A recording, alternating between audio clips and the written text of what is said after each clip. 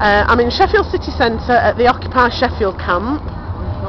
Come to show my support today because I'm totally behind everything that's people are here to achieve, and I'm just talking to a few people. Can I just ask you why you're here first? I'm here because I'm concerned about issues that seem to be swept under the carpet.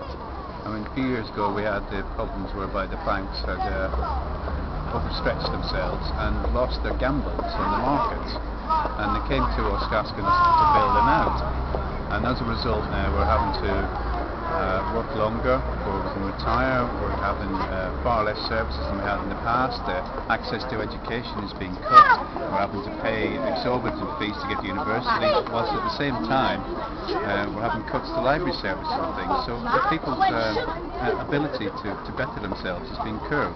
We've been asked to pay for this bailout when we didn't seem to gain any benefit from it in the fat years.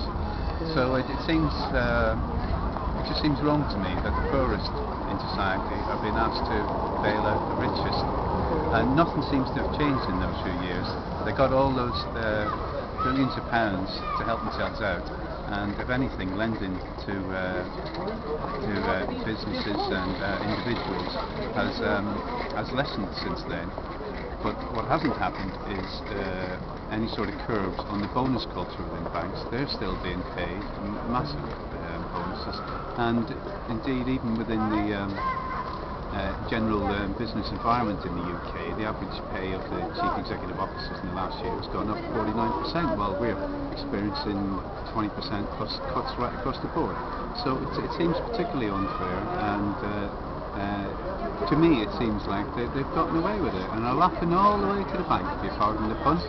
So myself and others are here to raise the issue, to raise the concern, to let them know that we haven't forgotten about it, and we're not prepared to accept it. That's fantastic.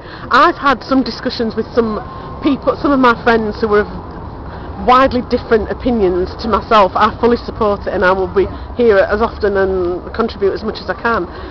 There seems to be a misconception that this is just a bunch of anti-capitalists who are a bunch of have-nots who want to be the ones that have. I mean, personally, I am a have-not, but I don't care. I like my life and I don't want to be full of material things that aren't important.